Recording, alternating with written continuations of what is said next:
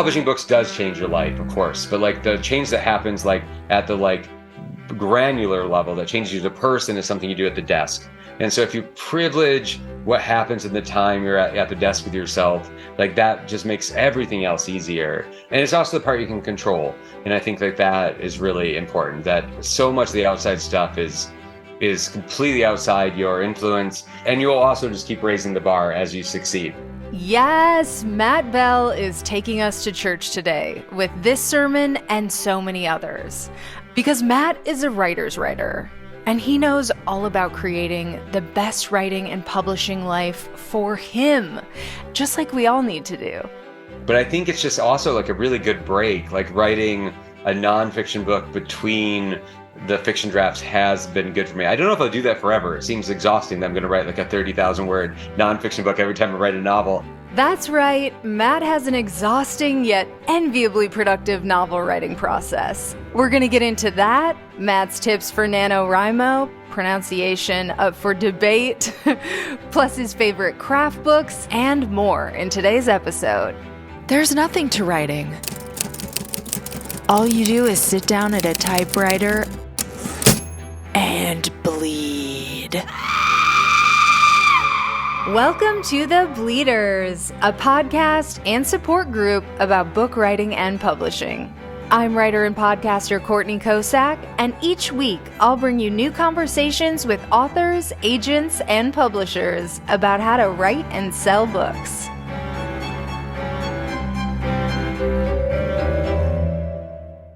Hi, my name is Matt Bell, and I'm the author of Appleseed and Refuse to be Done. That is definitely an abridged bibliography. Matt is so prolific, he can't even name all of his books in his intro. I'm telling you, there is so much to learn in today's episode. I have listened to it several times during the editing process, and I'm still finding new nuggets of wisdom. You are going to love it, so let's dig in. When did you first identify as a writer? I think probably at like 20 or 21. I was always a big reader, and I wrote some stuff when I was younger, but I didn't really think of it as something I was doing. It was more like part of being a reader, right? Like you read something you liked, you wanted to make something like it. But I think when I was 20 or 21, I wrote my first short stories that like felt like I was really doing something and felt like I was trying to do it, right? Like I wanted to be a writer. So probably around then. Wow, that's so early. What's your all-time favorite book? Probably Jesus' Son by Dennis Johnson. Tell me about this book. It's probably from the early 90s. I feel like I've known about it maybe since that 2021 kind of era too. Johnson, it's a short story collection that all follows a single character who's a heroin addict who, through the book kind of, goes to recover eventually. But it's hard to describe in like broad terms. It's really beautifully written. It's really surprisingly structured. And there's this sort of movement from when the main character is on drugs, he's also having these like transcendent, like kind of religious experiences. And as he sobers up, he loses access to that world. And so it's a really interesting sort of movement. But it's a book that meant a lot to me when I was a young writer and still does. Something I read like once a year. Oh, that's so cool. What's your dream writing routine? Yeah, I usually write at home. I'm in my home office right now. Like this is sort of where I write 95% of what I write. I like to write in the mornings. An ideal day, I'd write like breakfast to lunch, like Monday through Friday. Like that's pretty good for me. Like I do tend to listen to music, which I think helps keep me at the desk in that way. And then for me, I think the consistency of doing it every day kind of unlocks the sort of imaginative space for me. It's hard for me if I'm coming in and out of the process. Yeah. So you're living your dream writing routine. Most days, right? You know how it is. Not always, right? There's always other stuff.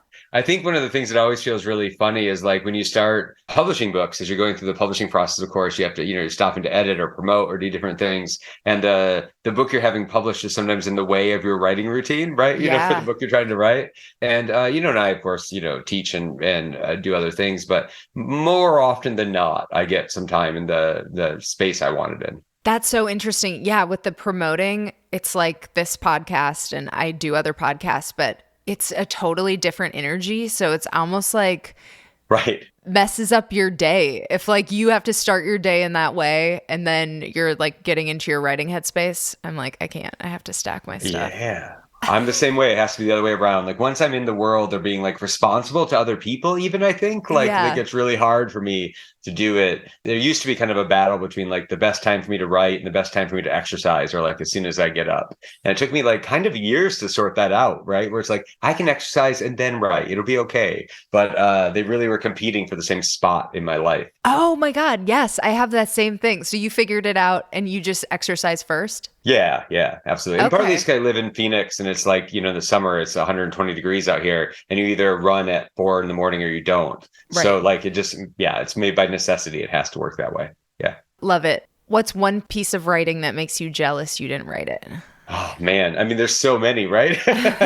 You know what? What immediately came to mind was in Ursula Le Guin's *The Left Hand of Darkness*. In the last third of the book, there's this glacial crossing passage where the two main characters are it's crossing. It's called the Gobrin Ice in the book, and it's this like 80 pages. It's an adventure. It's these two people who are really different from each other coming to know each other. It's a little romantic, and I every time I read that, I just think like, how did she do this? Like, how does this, is this so good? And I remember reading it for the first time and just being like, oh, this is one of those books I'm going to read forever. Right. Just like because of that part. And yeah, I think about that a lot. When I teach it, I think I can feel like the joy on my face just talking about it. Right. Like, it doesn't feel adulterate in any way by trying to figure it out or something. Right. Like, it's just sort of like, look how good this is sort of the whole lesson there.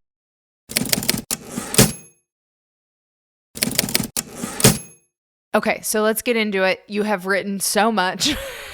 So I think I heard you say like 10 years of what you feel like is like your official novel writing, but talk me through what was what you consider your first like full novel that you felt like, okay, I can show this to someone. I started publishing short stories in like 2004, and somewhere in the next couple of years, I wrote a couple novels. I wrote a NaNoWriMo novel in like maybe 2004, 2005. That I didn't really show to anybody. I don't think anyone's read it. And then I wrote a novel the year before I went to grad school. It's supposed to be like 2008. That I was in a writing group, so people saw parts of it, but no one ever read the whole thing. And I think those both felt like really early works. They were like obviously early works, and I sort of knew they weren't going to be books I published. But they did teach me that I could like type a whole book, which has its own sort of thing. And so the first novel I published came out in 2013. And I think I started in like 2010. So maybe I had a draft of it by the end of 2010 or something like that. It was a rough draft, right? It was rough in like the fullest extent of the way, but I could feel that it had the potential to like be a book and that it was really like mine and it felt really different. So, I'd written 2 other books that were published by then, a short story collection, novella. So I, had a little of that confidence, but it was clearly like a different thing than those earlier novels, which it's good that no one's read. So those early first couple things that got published, what was your journey with those? And like, how did they find their home? My first short story collection got published the year after I graduated from grad school. I got accepted while I was still in grad school, but it was published by a press called Keyhole Press that's no longer around. That was so small, it's like a guy, right? The guy who ran it was an auto mechanic in Nashville who loved books and was running a great magazine That's and running so this great sweet. press. Yeah, right? I mean, it's sort of a very like do-it-yourself kind of punk version of publishing.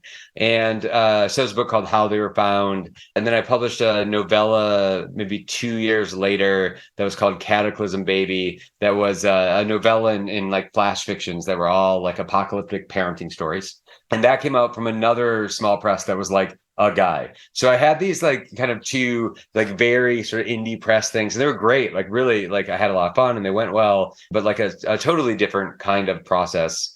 And then around that time, I also wrote, I guess in some ways, this is really my first novel, but I wrote a licensed Dungeons and Dragons novel with a friend. So we co-wrote it and published it under a pen name. So that came out in 2012.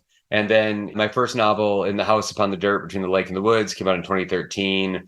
And, pretty traditional process there, right? I finished it in 2011 or 2012 and was querying agents. And there was a point where it seemed like maybe agents weren't going to bite on it. I was getting really good feedback, but no one was kind of taking it on. And so I submitted it to some publishers myself that I could, like smaller kind of indie publishers. And then I did get an agent. And the week I got my agent, I also got a call from one of those publishers, and they're like, "Oh, we want to publish this book." And so my agent negotiated the deal, and of course, we've been working together for 10 years. But that first book kind of came about through my own submission, and then I had my agent sort of backing me up on it. So it was sort of an atypical, windy path to sort of the first like bigger book. I love that synchronicity of that same week. That's very handy. It was a good week.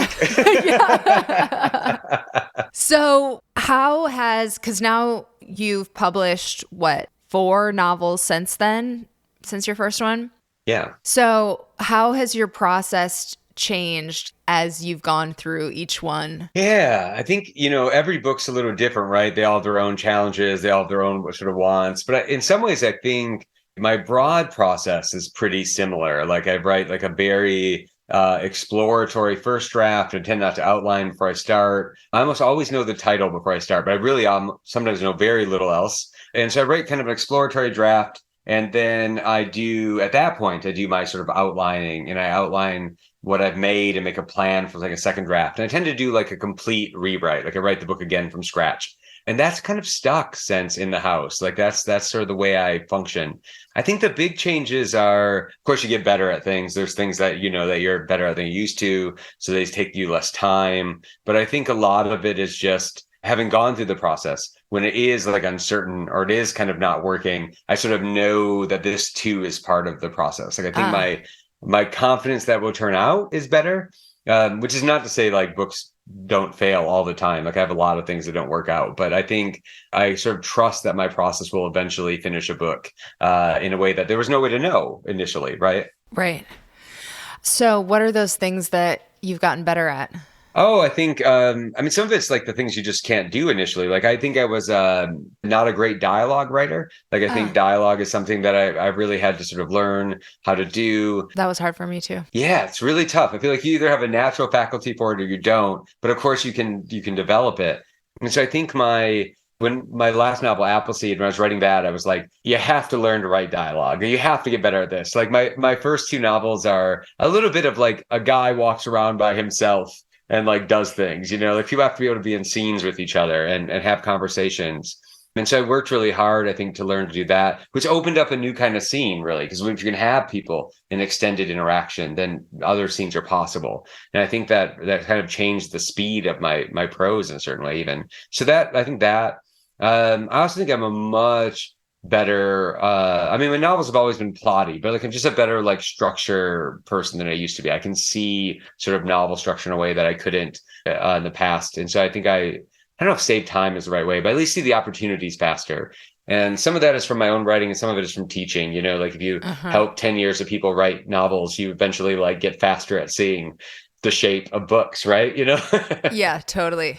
Okay, so after that first novel, walk us through what followed that. Yeah. So my first novel came out in 2013 and did well. And so before it came out, we sold the next novel in a short story collection to the same press. So I sold that second novel. I was still writing it. The publisher hadn't seen any of it. I described it to them in a bar, which felt like a lucky thing. So it was nice that it sounded like a good idea, I suppose.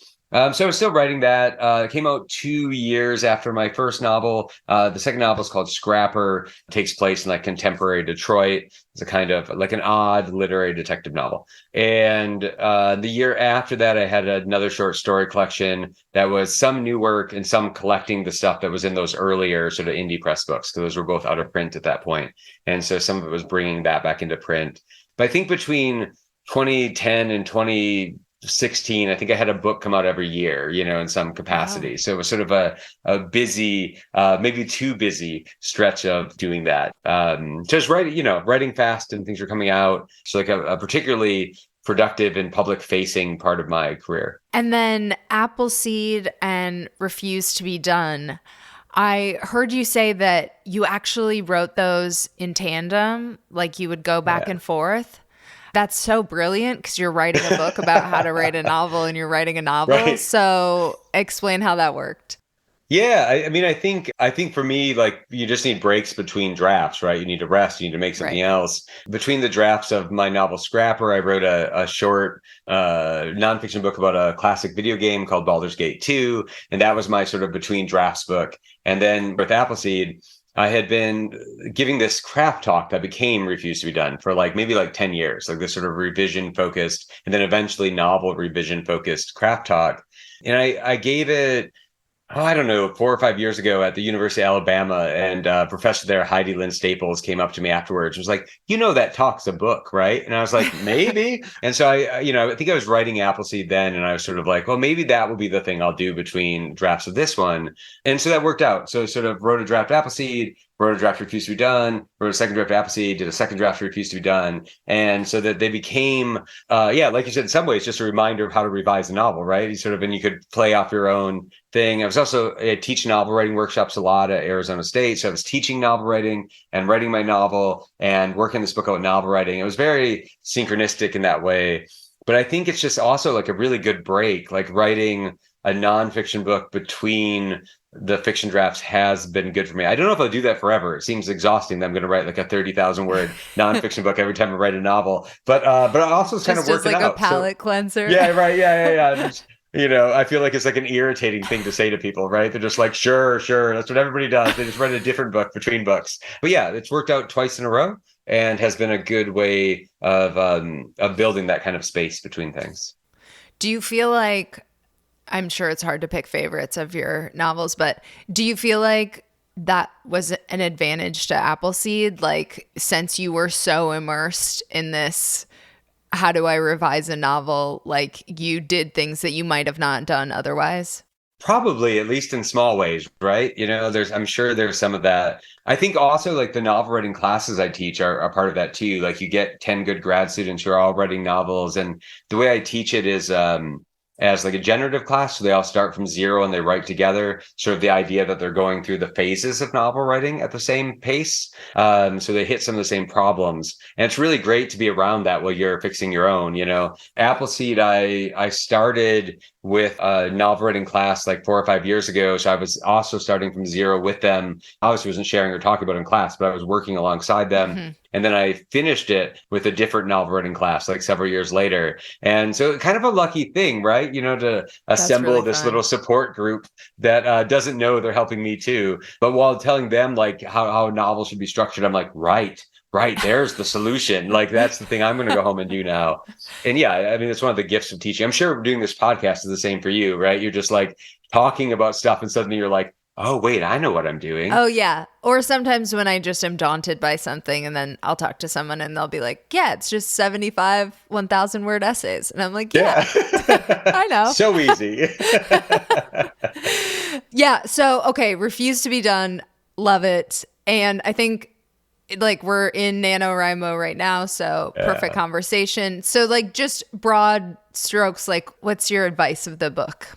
The general vibe of the book, I hope, is that it's like a really practical guide to novel writing, that I want everything to be like really actionable, like things you can do. And then trying to break the novel writing is such like a daunting idea. Like the idea of sitting down and like, today I will write a novel is like not really a task that can be done for most people. Somebody's doing that, but not us. And so I think it's breaking into smaller parts so you can see it, that a novel is really like effort expressed over time. You can do it in NaNoWriMo where you express that effort very quickly, but for most of us, it's a little bit longer process. And I think trying to, the book's promise of like the 3 drafts or really 3 stages is just trying to break what I see is like the 3 major activities, which is the first draft that, as I said a minute ago, is sort of discovery and exploration. What is the book you're trying to write? Who are these characters? What can you learn about them? Finding it by writing. A second draft that is more narrative focused. How can we get the plot and structure sort of the best it can be? And then a third draft that is really about making the turn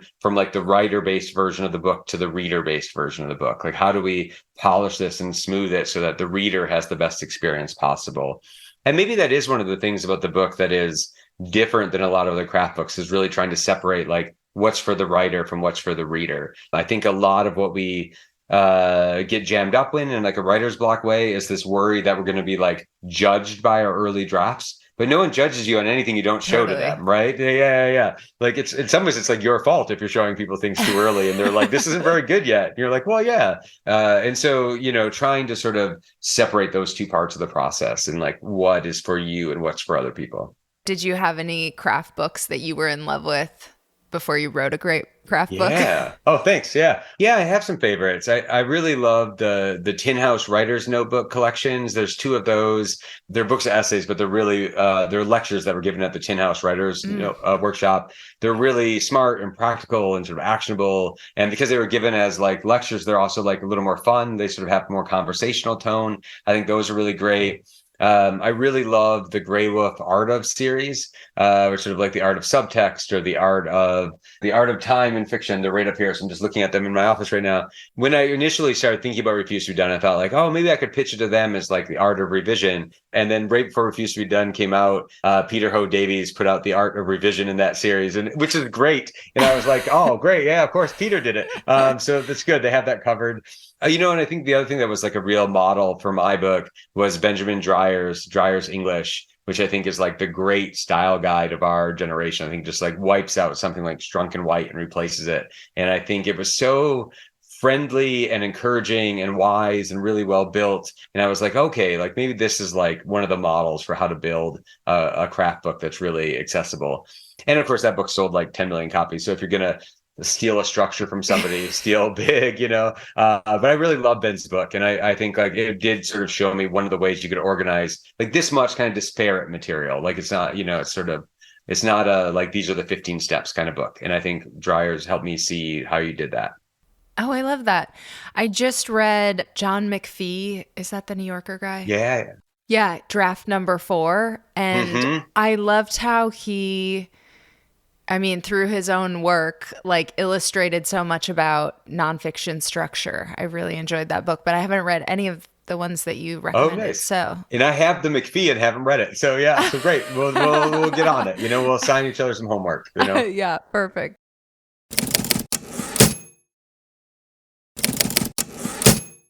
What's the hardest part of book writing in general for you, and how do you work with your weaknesses? Yeah, this is a great question. I think, there's so much that's hard, right?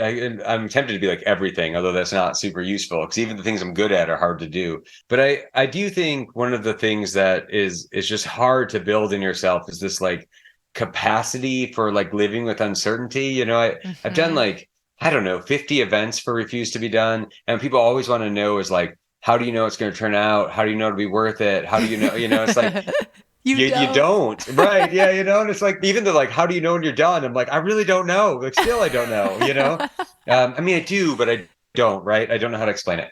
And so that like capacity for uncertainty feels real. And like, I really think that comparison is the root of writer's block. Comparison is the root of like flinching. You think like, they're writing the right book, I'm writing the wrong book, there's no market for what I'm doing, that kind of stuff. Like, it's really easy to get thrown off by that. So I do think that will not go away by publishing. I published 9 books. Like that didn't solve that for me. That you have to you're reckoning with that all the time. So that's part of it.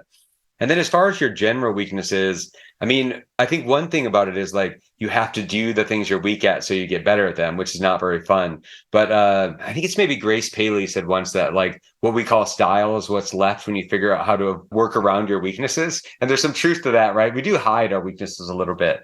I'm going to blank on the name of it, but there's a screenwriting podcast I like, which might be called like This Screenwriting Life,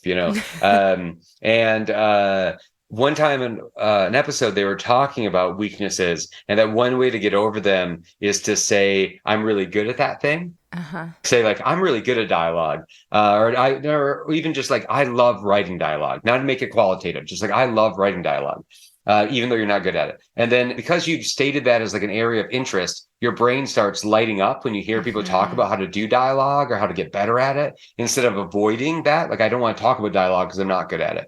And I think that's become like a kind of a funny trick. Instead of being like, oh, synopses are really hard to write, be like, I love writing synopses. And then you start soaking up what there is to know about that. You make yourself like an expert in this area you're not good at. My dialogue essays are good essays because I have historically had to learn to write dialogue. So there's kind of a funny, like if you claim your weaknesses as areas of interest, then like I think interesting things can happen. Yeah, totally. How do you set yourself up for success, like to make the most of your like morning to noon routine or whatever?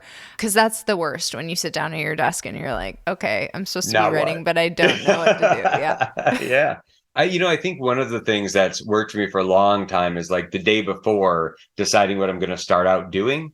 I often like review the pages I wrote the day before, just flip through the manuscript before I go to bed. And I stop as soon as I find something to fix, right? If I'm like, oh, I'm going to rewrite this opening, or here's a typo even in a sentence. And then it's just like you leave yourself a little note and you get to the desk and you're like, what am I doing today? And you're like, well, I can at least rewrite that opening paragraph. And by the time you're done with that, you're in. So I Hmm. think that can be part of it. I definitely rewrite to settle in. Like if you look at yesterday's writing and like revise for a while, that helps you remember what you're doing. Maybe this isn't the case for you. It's weirdly hard for me to remember what I was up to the day before. Like you sit back down and you're like, what is going on in this scene? Yeah. What's happening here? Often because I just invented it yesterday, right? I haven't been thinking about it that long. And so a little bit of revision sometimes connects the work. And so that helps me sort of move forward.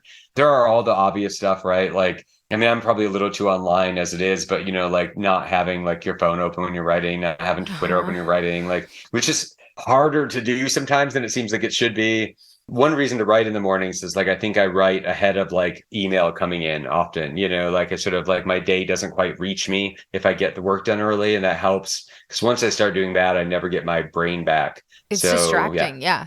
Yeah. Yeah. I have very few notifications turned on my phone, like almost nothing, right? Like, I mean, I think like little things like that, like I just can't have it lighting up all the time and things, like a little less distraction. And then, I think a lot of the day to day is just like letting myself have fun with what I'm doing without worrying about like the book as a whole. Like I almost never worry about the book as a whole, except at the very end. Like you just like focus on the thing you're making today, which is not a book. That's such good advice. Yeah, this year I've never been great at email, but I've been trying to really embrace this year just like it's okay to be bad at email. Like you don't want Yeah. to be known for being good at email. Don't No, reply. Yeah. all answering emails does is create more email. I'm kind of, yeah, like maybe getting problematic about it a little bit, but it's definitely like my weak spot as well. But yeah, there's just more important things to do in life than answer your email, even when it's somewhat important. Yeah. Yeah. Yeah. Okay, so on the agenting, publishing kind of side of things, what have you learned along the way? Yeah. I mean, it's funny because I think, agents specifically, I feel like I know a lot more about agents now than I did before I had one, right? I mean, that's obvious, but like I would be really good at querying now if I had to, I think, like where I'm not sure that was the case. Maybe I did okay. But yeah, I mean, I think that the agent question is always interesting. And when you haven't had one, it feels very opaque, right? It feels very like, how do you get this? How does this work? And I think my gut sense is there aren't a ton of agents for every writer. Like it's a smaller number, you know what I mean? Like you're Mhm. not competing for like every agent's attention. You're competing for the right agent's attention. But it's a hard thing to know from the outside. So you're sort of looking for that. What I tell my students to do that I think is reasonably good advice is to go through things like the acknowledgments of like other recent debuts and different things like that and try to find out who are the agents in your genre who are taking on new writers because it's not everybody, right? And I think it wasn't clear to me when I was querying that really established agents don't really need new clients. Like if they've done well, they're set. I queried an agent I really loved. I'd interacted with a little bit. I used to work as an editor too, and I'd interacted with her a little as an editor. And I thought she's great. I would love to work with her. And I wrote her a query, and she wrote me back in like 5 minutes. She was like, "Oh, sweetie, I haven't taken a new client in 20 years." I was like, "Oh, wow, that's why she's so successful. She's just making money off the people she's been working with forever." Which I think is the goal for an agent is to like not really have to do queries and just have Right. your thing set. I didn't understand that your first agent will probably be at the same career stage as you. Like they will be new too, because that's the people who need new clients the most. And then ideally you just both continue to succeed together, which I think is, interesting. And then, in a general publishing way, I think there's a lot of thinking about like, really like what are your goals, what do you want for your career, and some of the question I ask people is like what will count as success for you, what will feel like success. Like if the only way you'll feel successful is if like you have a 10-page review in the New Yorker written by James Wood. That's a really narrow path. You know what I mean? There's like, and even if you're on that path, there's no guarantees. Even just like, I want to be reviewed in the New York Times, who reviews hundreds of books a year, but like there are thousands of books published, and there is a certain kind of book and a certain kind of publisher that ends up there the most. And so being honest about what you want is part of it. I like doing those indie press books a lot, but of course they weren't in like Barnes and Noble, right? You have to, if you want your parents to see your book in Barnes and Noble, there's, a vanishingly small number of presses that happens for. And I think you have to sort of know that. And then you have to be willing to go after it. If you want to win a National Book Award or a Hugo Award or whatever, like that doesn't happen everywhere. And you have to sort of think about what you actually want. Because if you just want to publish a book, that's really not that hard. But it's like what you want to happen when you publish the book that is determine some of your career goals. Have your publishing career goals changed over time?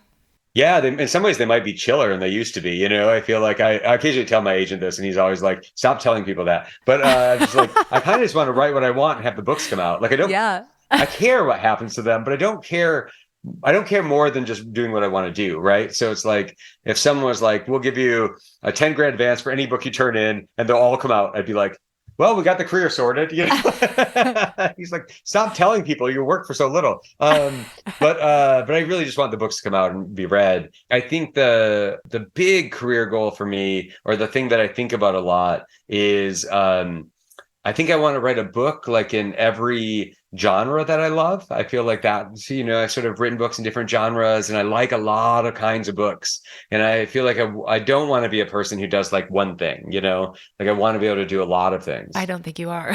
Yeah, I don't think so either, which is good, which is also kind of career you can build by just never doing the same thing twice. Yeah. So that's sort of the goal. And it does cause career complications, right? Like, my book I'm working on doesn't look that, it doesn't look, I don't know, it's thematically related, but it'll be a different kind of book. You won't just be able to say like in the vein of, right? And I think, so I know I cause, my agent and other people in my team little problems that way, but I feel like that's the way for me to sort of stay interested. Like you learn how to write one kind of book and you write it, and then you learn how to write another kind of book and you write that. And that means that you sort of end up with like range as opposed to, like this very specific thing I do. But yeah, it's there. I feel like there's so many kinds of books I haven't even got close to yet. There's a lot to do.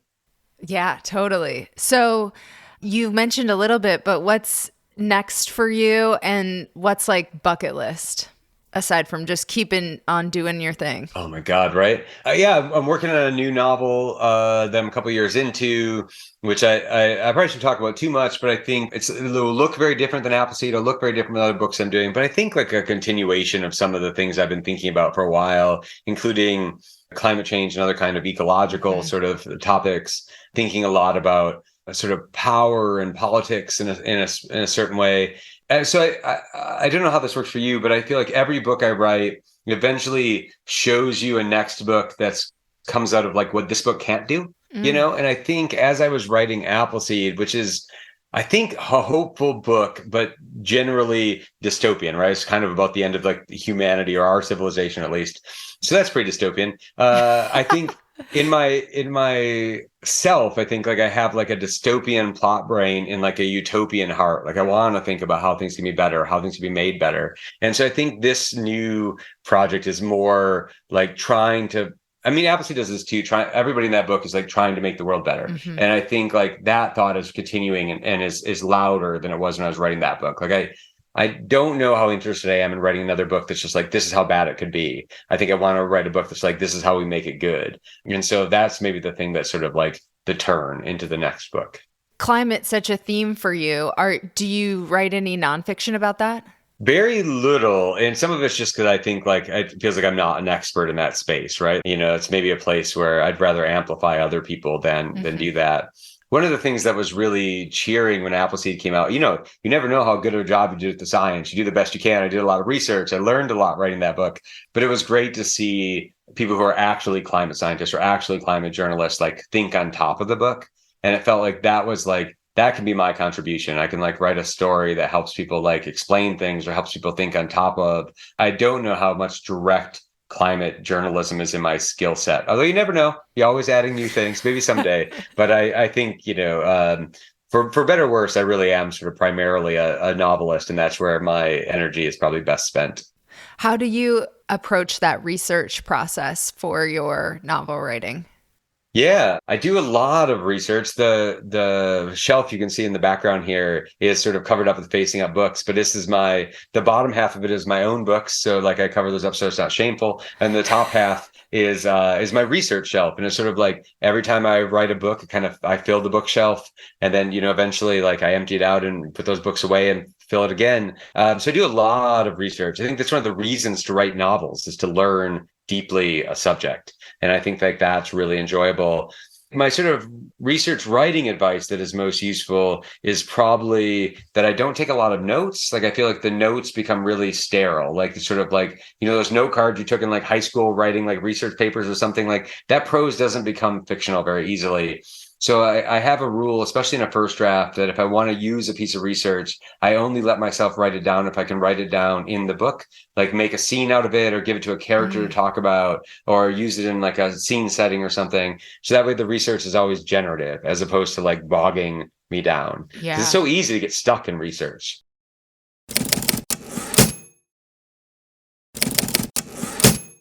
Okay, so as a creative writing professor, what's like the biggest Oh man.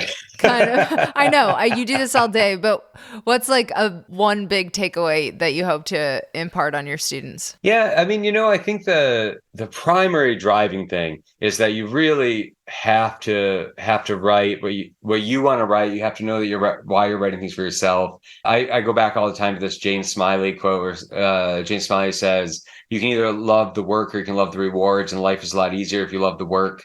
And I think that it's a weird thing to hear when you haven't had any of the rewards yet, but a lot of publishing makes you feel crazy as opposed to feeling fulfilled, But like the actual work of writing the book can make you feel really fulfilled. Publishing books does change your life, of course, but like the change that happens like at the like granular level that changes you as a person is something you do at the desk. And so if you privilege what happens in the time you're at the desk with yourself, like that just makes everything else easier. And it's also the part you can control. And I think that is really important, that so much of the outside stuff is completely outside your influence, and you'll also just keep raising the bar as you succeed. So it's better to sort of focus on what happens at the desk. And that's also related to that, like not comparing yourself to other people, that you really I'm a long distance runner, and in running we say all the time, like you have to run your own race. And I think like that's the thing, right? Like you can't write other people's books, you can't have other people's careers, you just have to like do what you can do. And as long as that's the sort of parameters for your success, it's a lot easier to feel good about what you're doing. Oh, that's so good. Well, I guess one thing I want to ask you specifically, and since it's NaNoWriMo, do you have any tips for that time that you attempted it, like how to do it well? Yeah, I mean, in some ways, the neat thing about NaNoWriMo is like you write so fast that I think you can stay ahead of your insecurities, right? Like you're just producing so much. I'm sure this number is different for everybody, but like I have a finite amount of prose I can hold in my head. And so when you're writing, 5-6 pages a day, you can really easily get past like what you can even remember. You're going to move forward in a way that doesn't allow for like self-reflection or doubt in some ways. So I think if you're hitting that, like, was it like 1,667 words a day? I think you have to write. I mean, that's 5-6 pages of like double spaced Times New Roman. If you're writing that fast, for me, by like day 6 or 7, I wouldn't be able to remember day 1 anymore. And I think that's actually an ideal place in some ways where you just focus on what's in front of you and you don't have to worry about the superstructure yet. That can happen in revision. That's a great second draft worry. But like if you just focus on making your words every day, you will sort of get there. And then, of course, the other maybe NaNoWriMo thing is like if you have a draft at the end, but you don't have a book, right? It's that difference between draft and book, which is pretty strong and pretty real, and probably especially real for NaNoWriMo books, even if they come out well. And so, at the end of that is a good time to take your break and think about how you can take this like burst of raw energy and shape it into a book for other people. That's when you buy Refuse to Be Done. Yeah. And learn how to write a second draft. What's one piece of writing advice you wish you could give your former self? Oh man, I mean, probably so many things. We talked earlier about like not avoiding the things you're weak at or bad at, but like moving toward them. And I think like that's really useful. I think the other thing that I think about a lot that took me a while to learn is that like it's okay not to be able to do everything at once. Like, you know, to go back to dialogue again, when I'm writing 2 or 3 people talking to each other, I can't write like what each person is saying in their own unique voice and block the scene and have something interesting and make the sentences good. And learning that it's okay to like get something down the page and then like layer it or build on top of it, or, you know, no one has to see the in-between versions if you don't show it to them. And so like allowing something to be imperfect in sort of the pursuit of the better or greater version of it, it seems like a thing that's really hard to do when you're starting out, especially because so many writers are by nature perfectionists, and it's hard not to be perfect. And sort of giving yourself that space is really important. That's a good one. One tip for writers trying to get a book published. Yeah, I mean, I think it's 90% doing your research, right? You know, I mean, I think it is like figuring out who publishes books like you, what agents represent books like yours. Your career won't look like anybody else's, and sort of figuring out what's best for you. And, you know, I think there is sort of, I mean, this is one of those places that's kind of undefinable, but, you know, like why are some books that are good not able to be sold? That happens all the time. And I think there's sort of a matrix between like merit and market value, which is a different kind of grocer thing. And then also like urgency. And in some ways you have to solve this triangle when you're pitching your work of like, does it have merit? Is it good? Does it have value? Is it a kind of book people buy? And does it have urgency? Like, is it a thing people need in their lives? And that can be hard to square all 3 of those parts of the triangle. I'm messing up my shape metaphors, but there's something there that's kind of complicated. I mean, I can say even like promoting Refuse to Be Done, the urgency question is really easy. Like people are trying to write books and it has stuff to teach them about writing books, and trying to make the urgency question for like a novel sometimes like, why this book? Out of all the books so much read, why this one? And I think you do. I think if you can answer that question for yourself and explain to other people, you've solved some of what an agent or an editor needs to know to sell your book. So thinking about why your book is urgent is, even if it's just urgent to you, is really important. Yeah, that's great. All-time favorite piece of your own writing? Oh, I don't know. That's so hard to answer. Yeah, I'm not sure what comes to mind. I will say, like, I'm really proud of Appleseed. Like, I think that book turned out really well, and I think it not only, you know, has succeeded in the world, which is great, but I knew when I was done with it that I had done like a good job. Like I have a lot of doubts. Like I sent it to my agent and I was a little like, well, if he hates it, I'll just get another agent. You know, like I felt that strongly about it. And when it went on submission, I was sort of like, it's going to sell. Like I just had no worries about it in a way I never had before. You know, it was a weird and specific book, but I knew I had done what I wanted to do. And you don't always get to feel that. Even on things that are good, you don't always get to feel that. And I think like I'll remember that feeling at the end of it. Like I really had done everything I could. And I was proud of what it had become. And that feels really great. And then I'll say also like Refuse to Be Done is I feel really proud that so many other people are finding it useful and finding it helpful to them. And like it is good to be of service, right? It's good to feel like what you have is useful to other people. And that's been really exciting to see. And I'm really grateful for it. Awesome. Well, thank you for writing it and your other books. And thank you for this conversation. This has been great. You have an amazing Substack, which was referenced on the last episode. Oh, it's great. How can listeners connect with you online? Sure. I'm at mattbell.com is my website. You can find out all the links there. The Substack is at mattbell.substack.com, which is pretty easy. And then Twitter and Instagram, I'm mdbell79. And yeah, say hi and stay in touch in any of those places. Yes, I am so confident that was the writerly gospel we all needed this week, especially as NaNoWriMo comes to a close. Thank you so much to Matt Bell for sharing your hard-earned wisdom. That is it for this edition of The Bleeders. If you're eager for more, make sure you check out the last episode with Elle Griffin, who is taking the unconventional approach of serializing her novels on Substack, which definitely has some upsides. Here's a little preview. I mean, like Taylor Swift is re-recording all of her old albums right now because a venture capitalist firm owns her masters and she can't even do what she wants to. Like they wouldn't even let her perform her old songs at like a, festival she wanted to. Why would you want to lock your art away with somebody who could do anything that they want to it to try to make money? and you have no control over it anymore, and in fact only get 15% of the royalties. Thank you for joining me for this episode of The Bleeders. Writing is so much better with friends. I'm your host, Courtney Kosak, and hey, let's connect on social media. I am at Courtney Kosak, Kosak, on Twitter and Instagram, and now Hive Social. If you're on there, hit me up. And make sure you're signed up for the Bleeders Companion Substack. The link is in the episode description. Join me again in 2 weeks for an all-new episode. In the meantime, happy bleeding!